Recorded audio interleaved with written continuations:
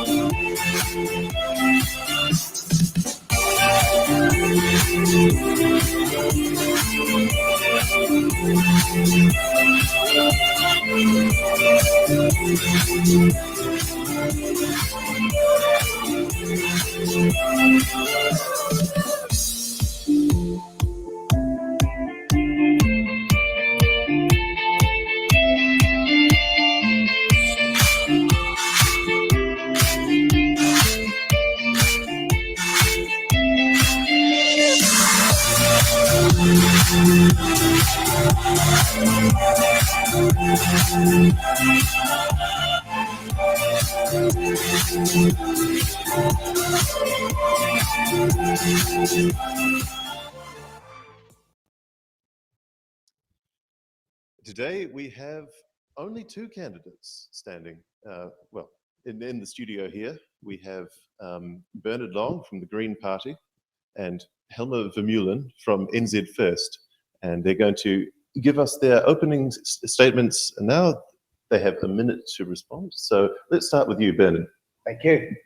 Bernard Long, representing the Greens in Rangitīkei. A vote for the Greens puts more Green MPs around the decision-making table, where we will truly shape the direction of the next government. The Green Party have delivered for people and planet. We've taken more action on climate change in the last 6 years than in 3 decades of previous governments combined.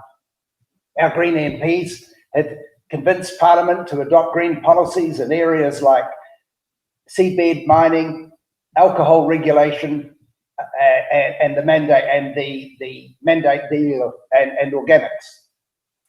We can have a cleaner, fairer Aotearoa where everyone can live a good life, afford a warm home, and put food on the table. But we need to ensure that the wealthiest few pay their share.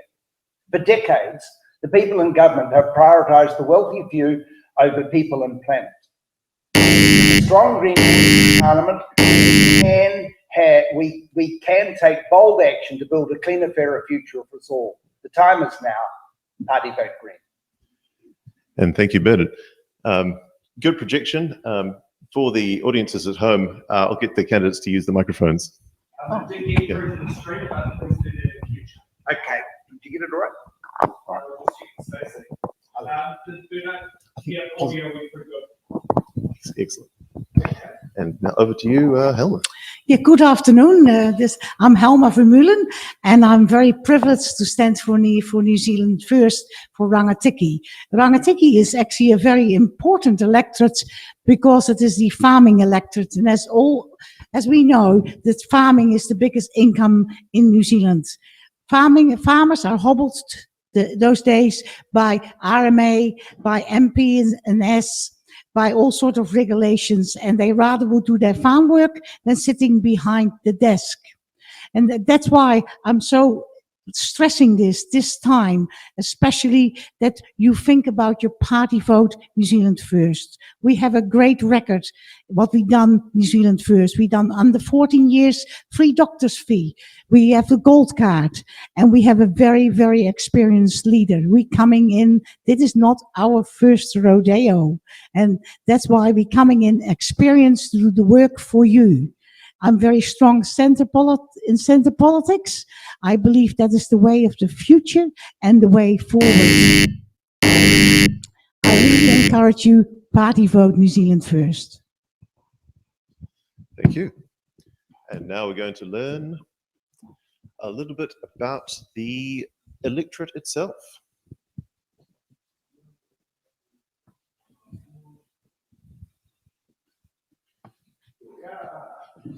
So we don't have electorate video, so we're doing this on the fly once more. So as you can see, Rangitīkei is actually a gigantic electorate. It is, I think, the third largest in the country and spans all the way from the south with Shannon all the way up to Taumaranui on the main trunk line. It has 3 military bases, 3 major volcanoes, 2 rivers, and 1 enclave. I think it's the only enclave electorate, Palmerston North, in the country. So it is a tremendous scale of, this is a tremendous part of the North Island that this electorate covers.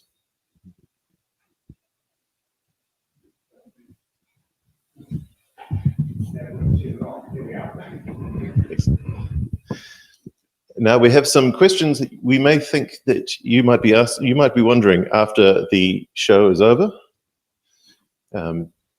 Which politicians will keep pandering to poor quality employers whose actions are the reason that they cannot recruit staff but aren't willing to change and want special treatment to keep behaving in such a poor manner? Why do those opposed to co-governance always keep talking about 2 tables in the room with Māori and non-Māori having their backs to each other? And will job seekers be sanctioned with a 13-week stand-down for refusing to take unsuitable jobs, such as hire a hitman after the election? Now we come to the section of the show where we would have a local host asking the questions from these boxes. However, we weren't able to get one, so it's going to be me. We have a series of 28 questions here, all viewer submitted. Some are thought-provoking, many are very loaded. So all part of a politician's work. So each candidate has a minute to answer each one. So yes, I will, yep. And so I will give it to Helma to pick the first one. Number 9.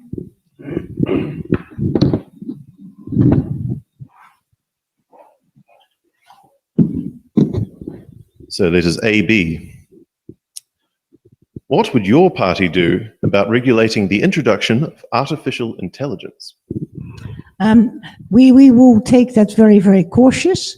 That's not we have not passed any policy through the last convention. These are very honest. It's not written in our manifesto, so far as I see, but that is something to be taken very cautious and very careful. I know it's already used on Facebook. Some famous politicians, actually promoting diet tablets, and it definitely is not the politician. And it's very sad because that is no good. We have to treat it with caution, and that's all what I want to say. All right, and Bernard, over to you. Likewise, that's part of life into the future. The Green Party does not have specific policy on the adoption or use of AI, but clearly it's part of our lives now, that we would just take a cautious approach to ensure that it doesn't impinge on human rights. So is now your turn to pick a box? Pick a box number. I'll have number 7. Thank you.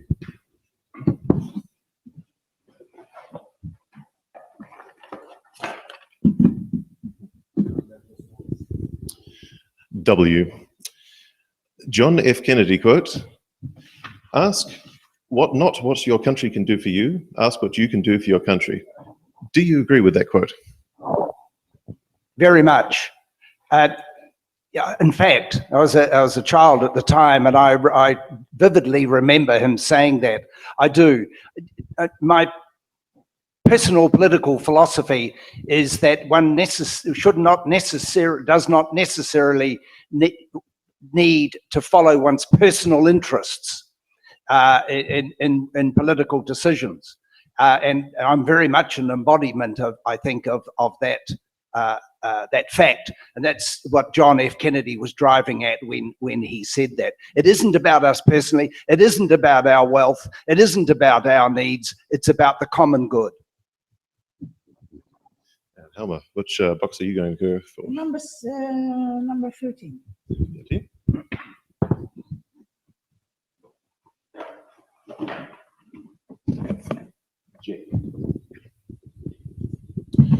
If you had been an elected MP at the time of the protests at Parliament in regard to the mandates, would you have gone onto the grounds of Parliament to listen and acknowledge the concerns of the people?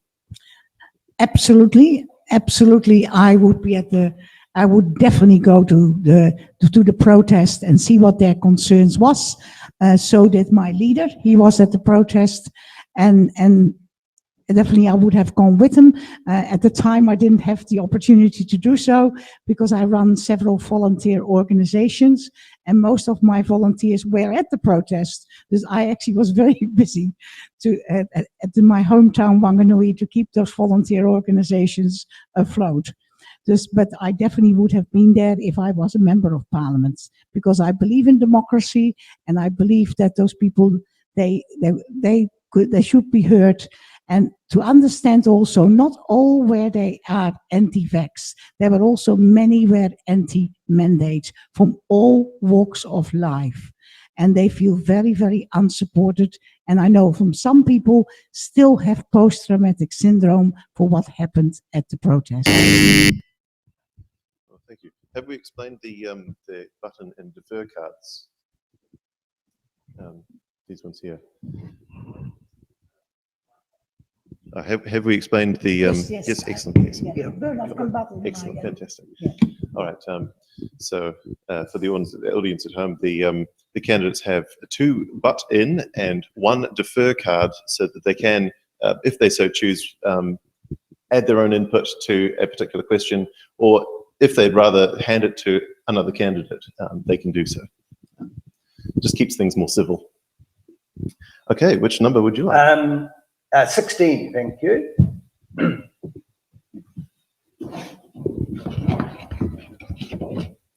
Hey. Will your party review the relationships and sexuality education in primary schools? We don't have an answer to that. Let me find it.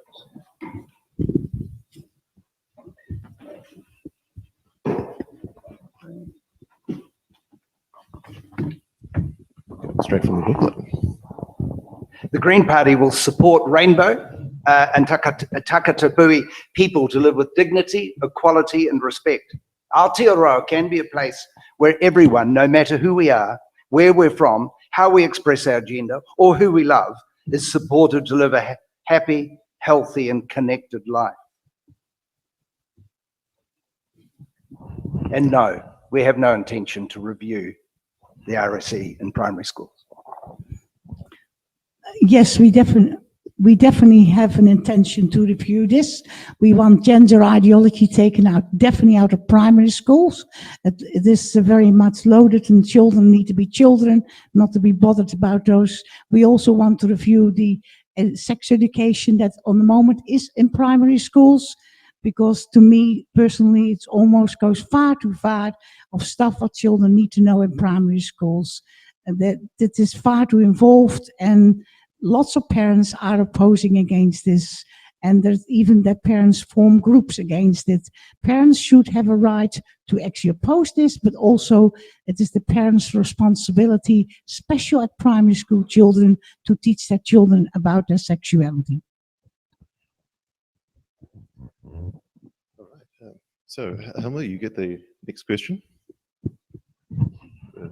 Next question, number 1. What?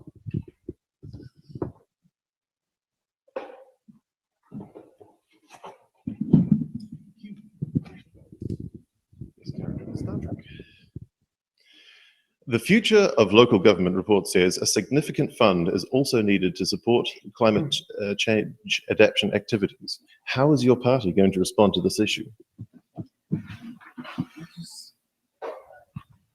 Our party is going to respond to put extra funding into local body governments. That can actually happen, that local body government become functioning. There is not a great deal said about the manifesto, but local body government has to be functioning, and it has to be democratically done as well, as not as it's on the moment that unelected bodies sitting at local body government making decisions over farming and over the RMA. And Bernard, you're butting in? Yep. Yes, we already have such a fund, the Climate Emergency Response Fund. It's a $4.5 billion fund established under the current government and supported and championed by the Greens. And it's funded by the biggest polluters, and its purpose is to assist with resilience and adaptation as we face climate change. I would add that the National Party has promised, amongst other promises to undo measures that will assist in facing up to climate change, they have promised to ram-raid this fund to the tune of $600 million to help fund their tax cuts. Those with policies like that, Palmerston North might become a beachside town. All right, so Bernard, I think it's your turn. Yes, it is. Yeah, you're right. Let's go 23.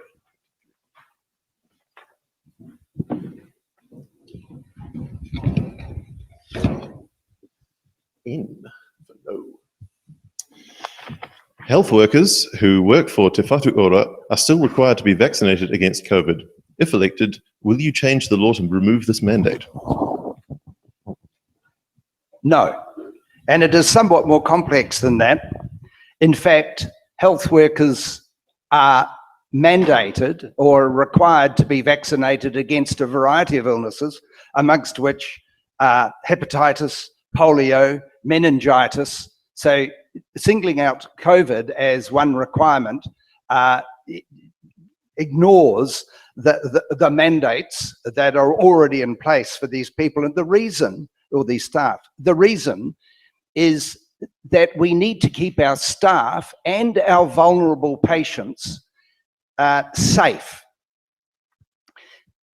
There is, however, some lack of clarity on boosters as to whether they're required, and it would appear that they're not. But fundamentally, this is down to the individual employer. I may be employed to drive a truck. I need a license, mandated to have a license.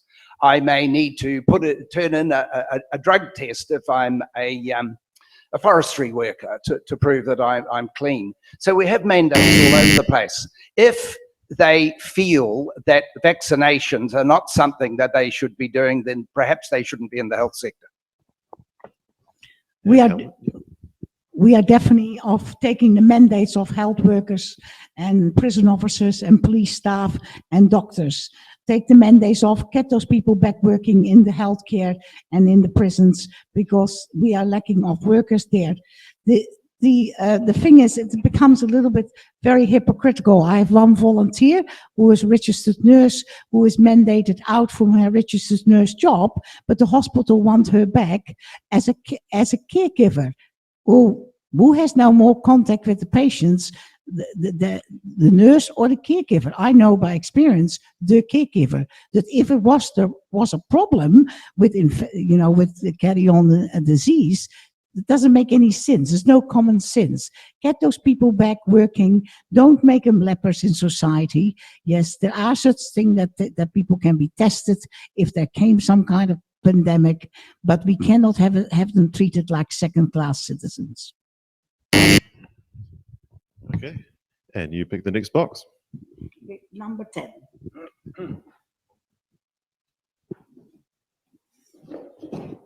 Yes.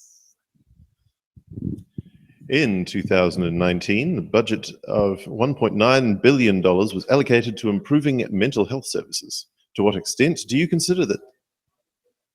To what extent do you consider that this has improved our mental health system and made a difference to our country's well-being?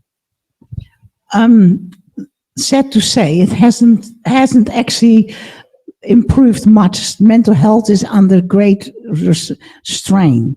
And New Zealand's first policy about mental health is that it has to improve, very much so. And we very much believe in Mike King with the Gumboot program and go and fund him, because he seemed to do an awful lot more, Mike King, with his money than actually what the money is allocated now in the mental health services. Just, yes, sad to say, it didn't make much difference. And I work in volunteer organizations. I actually have to deal with that. And the mental health service is very, very poor. And we strongly support Mike King with the Gumboot program. bit of outsourcing there. So Bernard,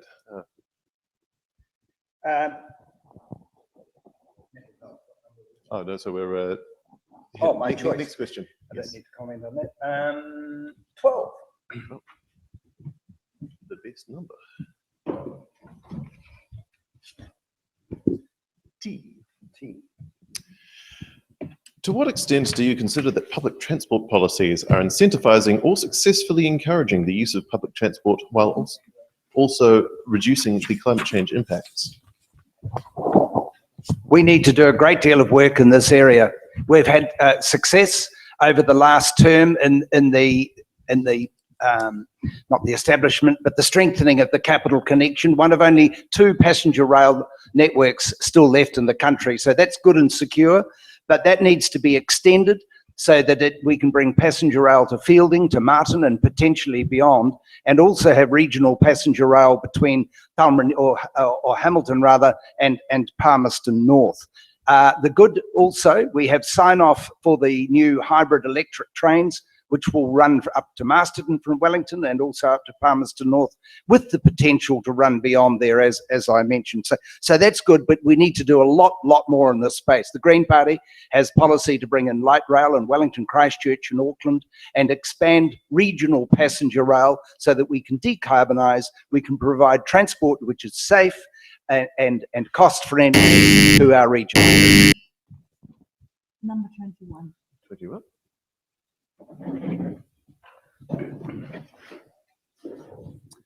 B.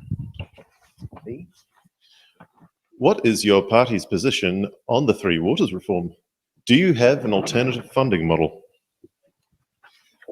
I would like to. We are against Three Waters, absolutely, and saying an alternative one, that the councils need to be addressed if they do have a problem with water.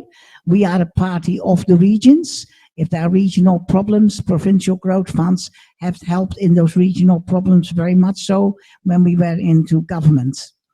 So we are very much strongly against Three Waters. My worry with Three Waters is that water belongs to everybody. Once you have an unelected body controlling our water, and then this can become a business, and it can become to an asset sales. The horror story of Bolivia is that people that catch rainwater have to pay foreign company for the water they are catching off the roof.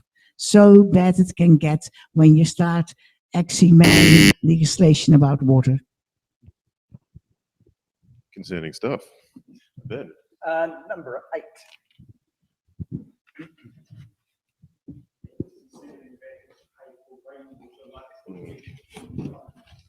Yeah, in the States as well, yeah.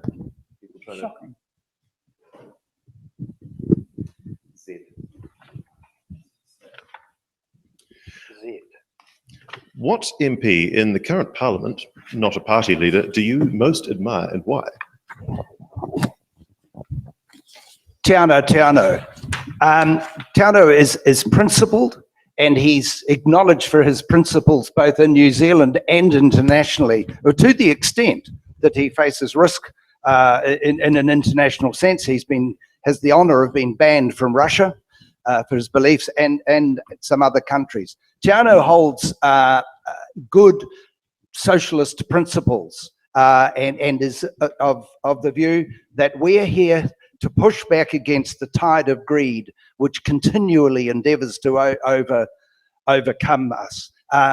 And he holds fast to the principle that whilst the left may not have all the money that is evident on the right, we do have the people. Number 5.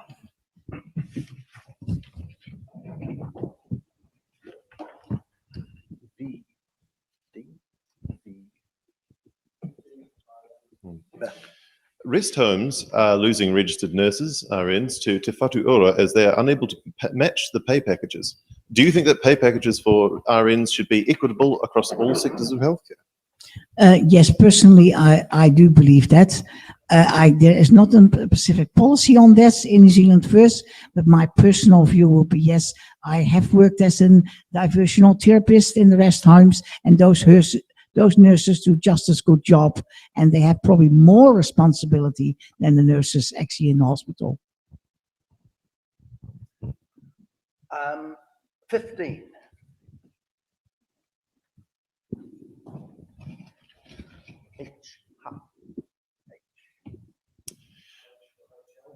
What do you consider the critical impacts will be for a race-based policy that prioritizes some ethnic groups for medical procedures over others? I believe we're talking here about co-governance, and I like to view this through the historical lens of the relationship between Maori and the Crown. Frankly, it's fraught. It's littered with broken promises that have caused the loss of land, the loss of homes, the loss of income, the loss of culture, and even the loss of language. To me, co-governance means exercising my right under as tangata tiriti to uphold and support decision-making that involves people and resources, and it works. The Waikato River Authority, one example of that, and there are many others. There are Māori wards in local government, and of course our Māori seats in the central government. The Green Party understands that this is not the final goal. It is just one part about recognising and honouring the tiro rangatiratanga of tangata whenua under the treaty. Number 14.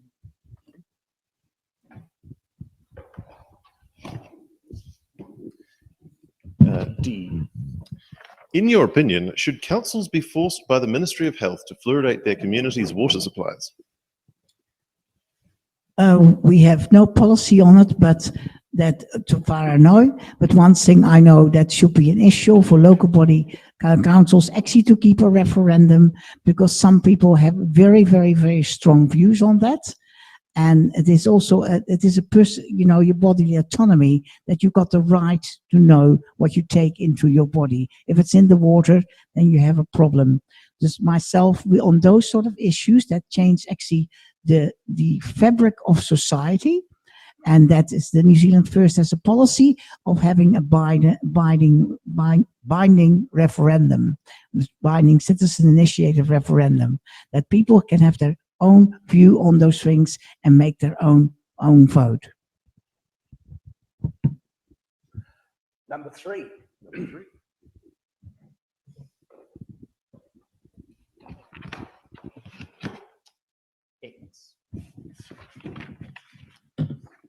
How is your party going to stop the increasing decline in children's dental health? Green Party's policy of free dental care for all covers obviously children, and we do face an issue not only with children, but 40% of our adult population are dentally stressed. But for children, one other part of that policy which will assist is the provision of mobile vans to take dental care into the regions in those places that are somewhat more accessible. Dental care is fundamental to health overall, and everybody, children and adults, need that as part of the public health system. Green Party policy. And number 2.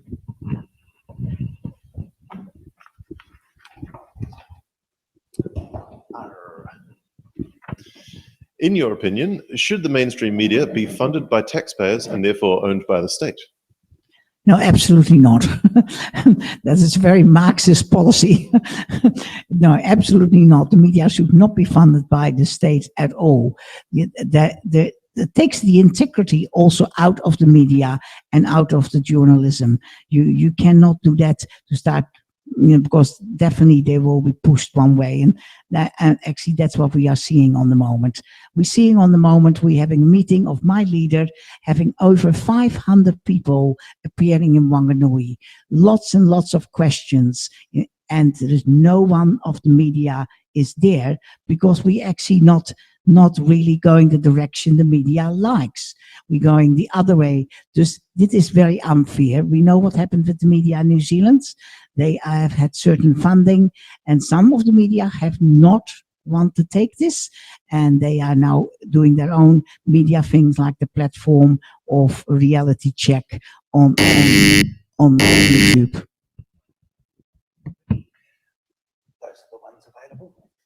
Yep. 26. All these ones at the front are as well. Oh, they are Yeah. available? Yes, I'm just arranging them for Right. viewing purposes. G. How What number? G. How effective do you consider the government's interventions/actions on youth offending have been? I'd like to defer that to the Labour Party candidate. Indeed. If only they had shown. But alas, alas. All right, Helma. Can I speak? Oh yes, you no, can. sorry, no. You can. If you want to use the button. Yeah. Definitely, the youth offending has been a disaster. And it's been, I think we have 400 and so many % RAM rates are up. And it is shocking. And how sad to say, I don't completely agree with boot camps because they don't work. I know they don't work. But those children, youngsters do have to be taken out of society and not keep on coming back doing the same thing and actually hassling law-abiding citizens. What also is important that people have to realize where is this come from? And New Zealand First had a very good policy that we are going to fund Plunket, more Plunket, more Plunket. The first 1,000 days of a child is very important for the positive development of the brain. If you muck it up under the 1,000 days, you are really open the way for sociopathy. And that is very important to us. And My 4.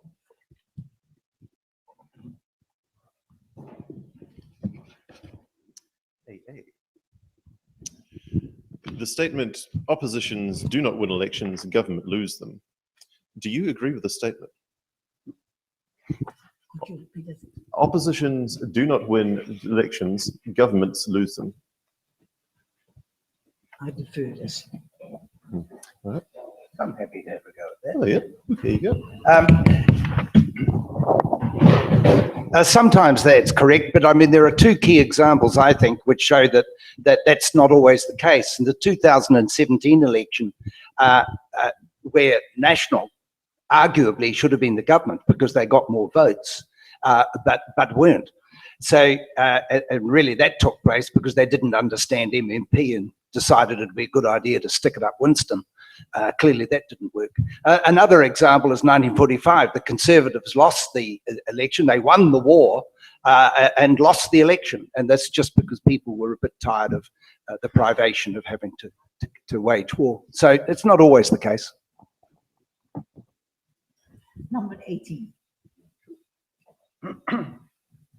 Oh, I think it's Ben's turn because you pick the last one. Oh, right. My turn. Yes. Well, 18 it is. All right. One way or another, we're getting there. Yeah. M for minute. M, did you say M? M for minute. Yes. Does your party believe that there should be a policy on the location of alternative energy sources such as solar farms near urban areas? We're much more inclined towards solar on roofs, and our clean power policy calls for solar power on roofs to be supported by grants and loans to enable people to spend up to $36,000 without having to put their hand in their pocket initially to have solar power on homes, to provide affordable energy, to be able to sell that energy back to the provider if they're not using it, and to help decarbonize our country. 11. You. In your opinion, what do you think will be the main issue that will decide this election? Nothing. No pressure. The main issue, I'm tossing up between 3, is co-government, the cost of living, and crime. I think it will be co-governments. Go governments. People are very, very, especially the elderly, and while we have a graying population and they are voting more than the younger people, they are really disturbed by go governance. They believe in one law, one nation, and we are all one people and we are all equal. I think go governance is the one that actually probably brings people, especially from the elderly population, to the ballot box. Bernard. I believe it would be cost of living. People are struggling. They're struggling to pay for housing, whether that be a mortgage or pay the rent. They're struggling to put food on the table, and people and planet are under pressure. Cost of living it is. Green Party policy is to provide a guaranteed minimum income for all, to ensure that the first $10,000 of our income is tax-free, and to, as I mentioned previously, to provide debt-free dental care for all, and to bring in regulation which caps the cost of our housing at a maximum rent at a maximum of a 3% increase per annum, or the CPI, whichever is the lower, and also requiring that landlords have a warrant of fitness in place for properties. So cost of living, that's the one. Green Party vote Green. 19.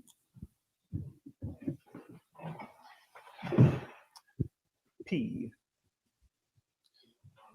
Even though our state highways are managed by Waka Kotahi, New Zealand Transport Agency, should district councils and residents have the final say on the speed limits that they have imposed?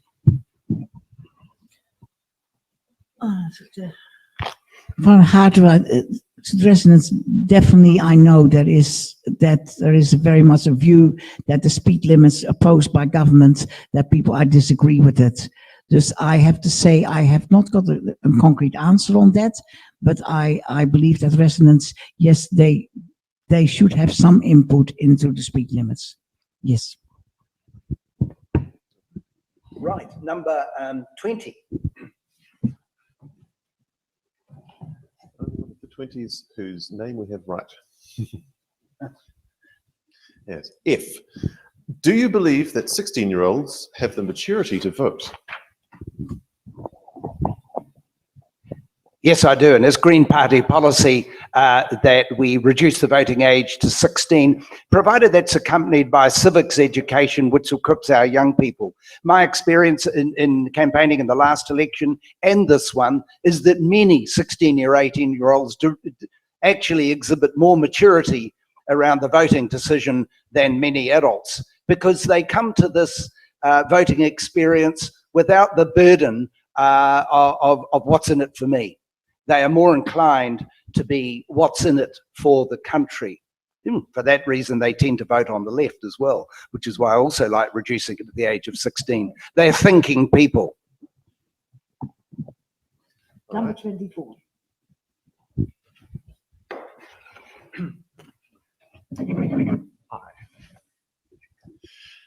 Property investors often outbid first home buyers at house auctions. How would you encourage these investors to switch to more productive investments? I definitely would switch to more to investment than playing Monopoly with our housing stock. I'm very, very strong on this issue. New Zealand First, when they were in government, have outlawed foreign investors playing Monopoly with our housing stock.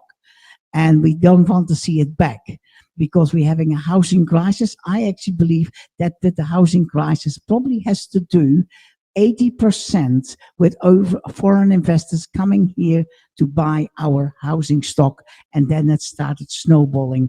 A lot of landlords put their housing then on the market because they could get a good price, and we lost a lot of rental stock. No, absolutely not. If you want to buy a house and you want to own houses over here in New Zealand, you have to live and come and live here. You cannot start having a housing portfolio from Hong Kong or Singapore. No, thank you. Supplementary on that is, so would you change the recent changes to interest deductibility on mortgages for investors?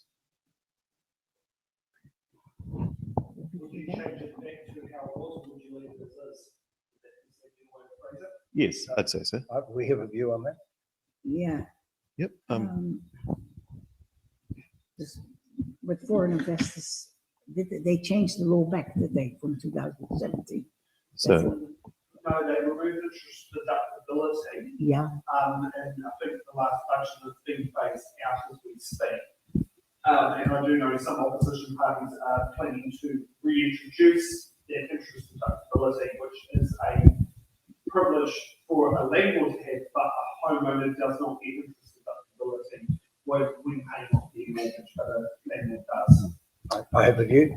I couldn't answer. No, we would keep that as it is, i.e. interest is not deductible, because as was stated, a first home, or any buyer for that matter, who's not necessarily a property investor, they don't have deductibility of interest. Why should the landlord? And I might add that I actually make that comment from the point of view of being a landlord. okay, and now Number 22. 22.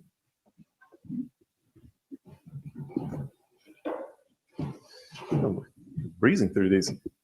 L. Would your party advocate for introducing a sugar drinks tax to help combat obesity, dental decay, type 2 diabetes, heart disease, and other chronic medical conditions? Yes, we would.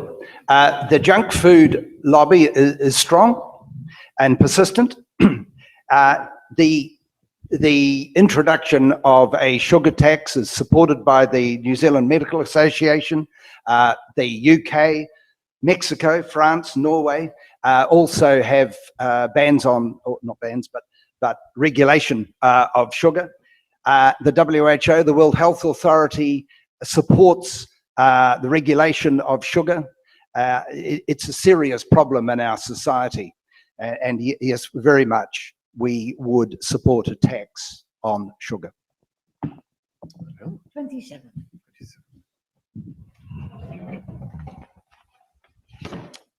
Okay. How has New Zealand changed since you were a child? Has it changed for the better? I actually came here when I was 20. I lived for 40 years in New Zealand. But I talk as a 20-year-old, when I immigrated to New Zealand, the uniqueness of New Zealand, that people from low income could buy their own house. They had their own garden. That was so unique, so unbelievable unique. And that has changed so much. Today, my children have difficulty buying their own house. And we lost that uniqueness. We lost that uniqueness that actually we could live on one income families. Yeah, one of the parents could stay home and you still had a comfortable lifestyle. We completely lost it. And now it is some kind of a rat race. It has become that we're putting children into childcare, and here then you need 2 incomes, sometimes 3, even when a teenage child has to help with the income, having a part-time job. Yeah, definitely New Zealand has changed so much, and that's why I'm into New Zealand first, to bring it back. Right, number 17. 17.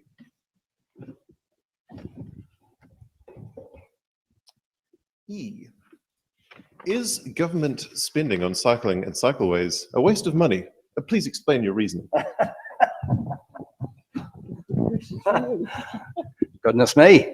No, it's not a waste of money. It's vital. Successive governments have made the political decision to design our towns and cities around cars. And this has failed for everyone, including drivers. The evidence shows that when we build more roads, they fill up. People are forced to drive more often and for longer in the same congestion, and we'll end up with more urban sprawl. It's expensive, and we know it doesn't work. When it comes to political decision-making for better towns and cities, the Green Party is focused on the evidence.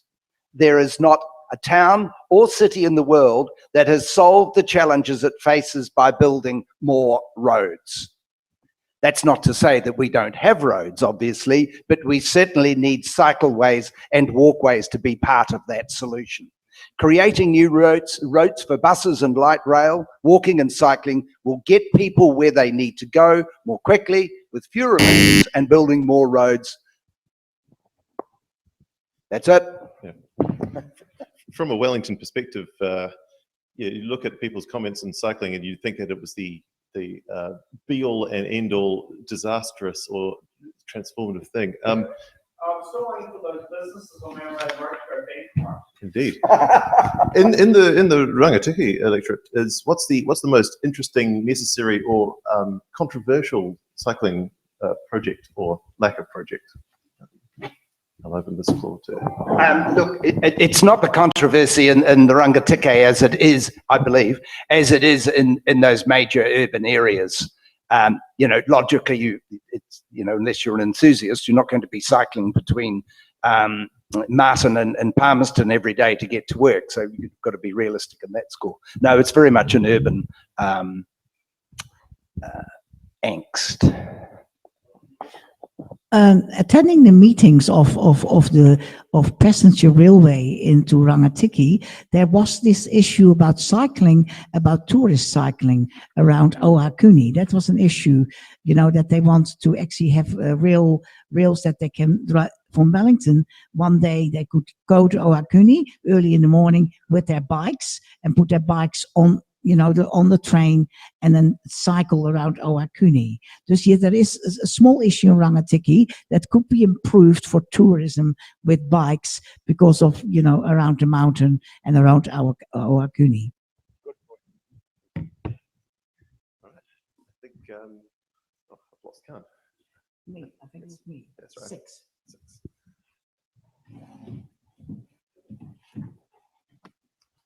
Why? In your opinion, what are the three most important issues that New Zealand is facing?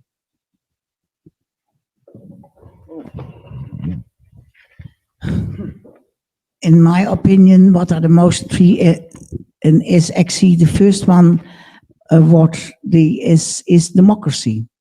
Democracy is small things, it's failing bit by bit. We getting unelected bodies making decisions on farms, on houses, on property rights. Democracy is very, very important. And our forefathers in Special Second World War, they actually died for democracy. And that means one vote for one person, and everybody has an equal right to vote. And nobody should have more rights than others. To me, democracy is very, very important. The cost of living, it's also extremely important on the moment, and how to solve this, but it's a very difficult issue. 25.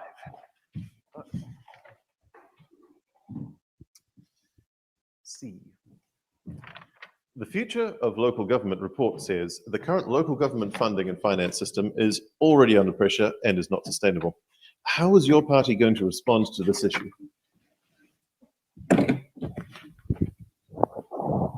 There are a number of aspects to this question, that fundamentally the beef, as it were, between local and central government is that central government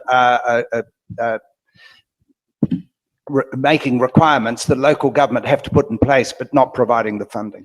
But we would provide local authorities with new revenue streams, tools, such as targeted environmental rates, taxes rather, congestion charges, resource rentals, tourism infrastructure levies, to better enable funding of local programs without relying solely on rates. We would replace the public transport operating model, TPOM, which imposes funding requirements on local councils that they simply don't have the ability to fund, and enable public transport planning to take place without a local council having to fund up with 100,000 with, you know, the possibility of a result.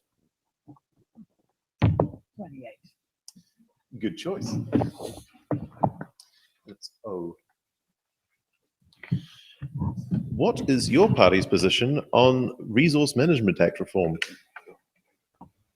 Our party position on the Resource Management Act, that it doesn't need a great overall. We need to really look at it because it's hobbling the farmers, it's hobbling actually productivity, it's hobbling horticulture, aquaculture, and that is our export. We need an overhaul definitely on the RMA. It's not working how it's supposed to be. We are very strong and we believe in an export-led economy. We are in a physical hole on the moment. We need more export to get out of this physical hole, not 100,000 immigrants. You don't use immigration as a sugarhead to the economy. That is not going to work. We need more export, and we have a great future in aquaculture, more products, more horticulture, and the RMA is not helping the way how it is. Too much red tape, too much to actually to deal with for people to get businesses started. All right.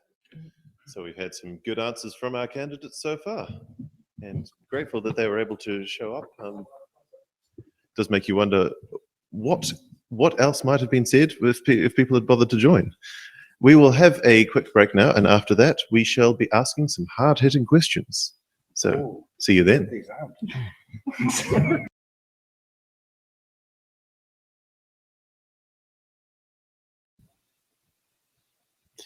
Welcome back to It's in the Ballot, and now we are asking our candidates some hard-hitting questions.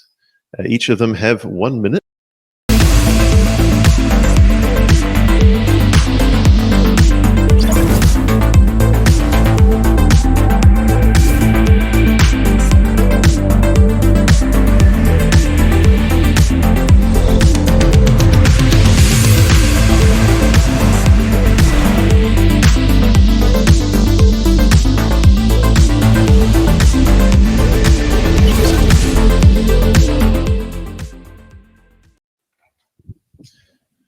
Right, I forgot about the credits there.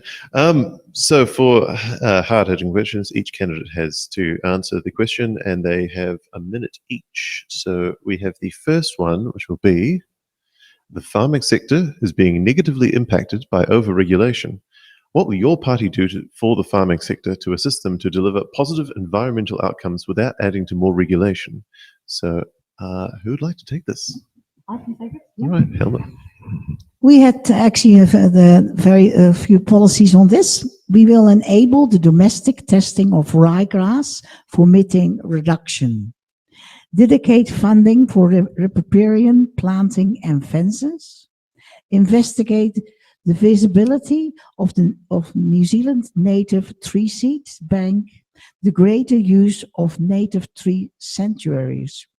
New Zealand First will continue with the 1 billion trees program with the right tree at the right place and the right time vision. We will facilitate water storage and irrigation schemes while working in tandem with local groups and governments to fund and build water storage capacity and capability so that they meet the needs of modern agriculture and horticulture. That is our policies on this question. Thank you. Bernard. New Zealand can have a thriving, sustainable farming sector that tackles climate change, supports our local communities, and provides us all with food, with fibre and food to eat, and the world. For decades, governments and banks have treated farms like factories, and the result is that industrial agriculture is our biggest polluter.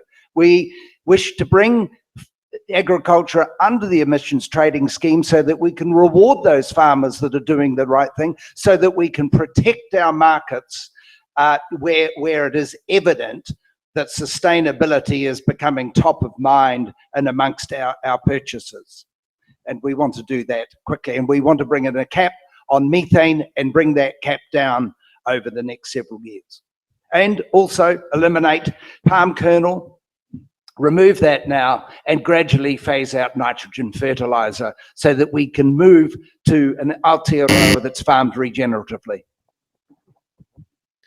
Right, and our second question is, what is the most pressing issue in your electorate currently? The most pressing issue in the Rangitīkei Electorate actually is the farming issue. The farming issue in New Zealand is so important because if we do not have our expert, we actually as a country going downhill very fast. Farming is our expert. Rangitīkei is a great produce maker for farming. This farming is extremely important. We believe the farmers on the moment are hobbled. They are hobbled with the RMA. They are hobbled with the national policy statements in biodiversity, what New Zealand will repeal. They are hobbled with the SNA. They are hobbled everywhere. They're having so much red tape, so much time to put behind the desk, instead of being innovative and find more products to actually export, to get us out of this physical hole. Then, if we become a better economy, we can address the cost of living.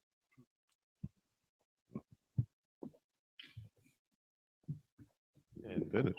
I'm hearing from the constituents, hundreds of constituents that I talk to every week, that is cost of living that is the concern. The Green Party's plan to end poverty, but with a guaranteed minimum income, allow dental care to be free, to have the first $10,000 worth of income tax free, and to reform housing such that rent is capped, will assist with the cost of living crisis that we're in. And all of this will be funded by a fairer tax system where the wealthiest few pay their fair share. Excellent. And since we're making such good time, we're going to have a couple of quick fire questions. Here we go. Yeah. Yeah. Here we go. Oh, nothing too hard. So starting with Bernard this time. In what ways can New Zealand lead the world? Oh, farming technology, undoubtedly. We're world-class farmers and are doing very well in the decarbonisation. But our expertise leads the world in technology around farming in a lot of areas already, and we can do that even more. Definitely, we can lead the world in farming, and how we do it well. It's very sad that our farmers first have to, as the first country that has to start paying environmental tax, while our cows are very happy in the paddock and between the buttercups, and while our cows in the Netherlands are standing their whole life in a shed, and they don't have to pay environmental tax. Because we can lead this in the farming industry and show the world how to do it. Also in aquaculture, we can be a great example in aquaculture. Through provincial growth, we have now the biggest mussel farm in Aotearoa exporting. And aquaculture is also a part of the future of New Zealand. We can show the world how we can do sustainable aquaculture. Delicious. And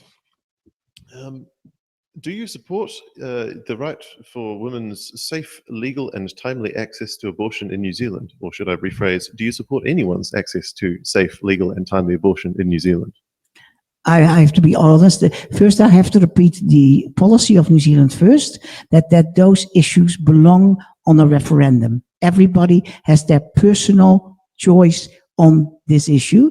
I'm very, very disappointed that we did not have a referendum on the abortion issue when it passes. It was very undemocratic, because 74 to 78% of New Zealanders are against 20-week abortion on demand paid by the taxpayer.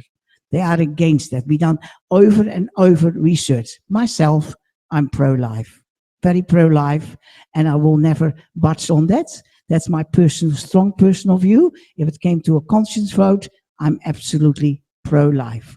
I can explain that as well, but it is not a pro-life forum. But I strongly believe that that an unborn child should have human rights. It's a separate human being with a separate blood group, with a separate DNA, with a separate fingerprints. It is a unique human being, and it is dependent on the mother, and it is dependent on the mother. And it also is inconvenient and unwanted. That's why people do abortion. But that is not a reason to take somebody's human life. If something is dependent, inconvenient, and unwanted. Because at times in life, we all are actually like in that position. Dus dit is a separate human being and I'm for human rights. But again, New Zealand First this belongs on a referendum and everybody should have their own personal vote on this issue. But The Green Party are of the view that the abortion issue is a woman's choice, and that's where that should remain. It's the choice of that woman, of a woman, as to whether she has an abortion or not. A personal point of view, and this is not Green Party policy, a personal point of view is that I think this that only women should be making decisions around this and not men. What else was I going to say on that? No, that's enough. all right, I think it's time for the members' bill. So we've asked each of our candidates. You can introduce a members' bill as an MP into the biscuit tin, and it can be drawn out and potentially turned into law. So we've asked them. We're giving them 2 minutes to explain, if they're elected, what would be the first members' bill that they would introduce into Parliament. So we'll go with Bernard first. All right. By its very nature, a members' bill is therefore is not necessarily party policy, and my members' bill is not party policy. So I'll just make that point first. What I would do is cause alcohol regulation or alcohol to be regulated in the same way that we have recommended that marijuana be regulated. That is, no branding, no advertising, available through government outlets, with limited supply at each purchase. There is a narrative that marijuana is the entry drug to all sorts of dreadful drugs. Not so. Alcohol is the entry drug and does considerably more damage than marijuana does. So I believe should be regulated in the same way. That's my view, not party policy. Short and to the point. And Helma. As I talked long enough about the abortion issues, people know my view. What would be my preferred private members' bill if I was elected? But that's not party policy. The private members' bills have to be okayed by, of course, by the party. I have one remit going forward that is not addressed last convention, and that is a remit to solve the housing crisis. In the Netherlands, we had a Premier A scheme for low socioeconomic people, low-income people to buy their own home. It was in the 1970s when a very left-wing MP, Prime Minister, De Nau, brought that in. It was extremely successful. It solved the housing crisis. Then they stopped it because there were enough homes, and people, then now they want a very right-wing government, want to start this again. And that actually, to me, means that this is a very, very good policy. Premier A scheme to have a house. It is a scheme that has to be quite difficult, but you're actually buying a house with a Premier. You cannot resell it for 7 or 8 years. There is a little bit of a stick behind the door that you pay your payments, and after 6 or 7 years, you can buy in the free market and in the free sector, free sector, and a new Premier A couple can buy that house of yours, and it really solved the housing crisis. If we can really whole Parliament put their weight behind it, we actually can solve the housing crisis, and we can bring to young people the hope to own their own home again back to New Zealand. All right, now we're going to closing statements, and each candidate has a minute to conclude sort of what they've told us today. And so we'll go Helma first.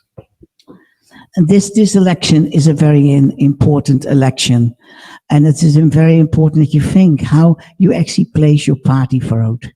The first thing, we are known by all the polls, we are going towards the right, and some of the extreme right actually gives me a little bit of a goosepimples what they are planning to do. And to have yourself some insurance that we are compassionate party. We are a centre party, not an extreme right party. And if all those people that are worried, so worried that it's going to the right, party vote New Zealand first. Party vote, let's take our country back. Party vote New Zealand first, because we have a far more common sense, balanced government that cares for the majority of New Zealanders, that doesn't only care for those that do very well, but also care for those that need a hand up, not a hand. And Bernard. A vote for the Greens will set the direction of the next government. Only the Green Party will take bold climate action, restore nature, and ensure that we rebalance wealth so that everyone gets a fair share. For decades, the people in government have made the rules to prioritise a wealthy few over people and planet. People and planet are under stress. People don't have enough to get by. They have made climate pollution so bad that it is causing worse fires, floods, drought, coastal erosion, agricultural erosion, and loss of our snowfields and glaciers. People and planet are under pressure. With a strong Green voice in Parliament and government, we have made progress towards an Aotearoa defined by its climate leadership, its fairness and equality. But change is too slow. We need a government that will build a cleaner, fairer future for us all. The time is now. Party vote Green. Well, thank you. I'd say a good performance from both of the candidates. And so now we're going to wrap up now. I'd like to thank Bernard and Helma for joining us. I'd like to thank the team who's this is our first show on the road. So yeah, there's been a bit of a scramble to get here at daylight savings, but we're here. And I'd like to thank you at home for watching, not only live, but also everyone who tunes in afterwards, because yeah, it's very important that everyone's voices are heard. So at 7 o'clock, we are going to be upstairs, same building, different floor, with the Palmerston North Electorate, and yes, see you then. Thank you.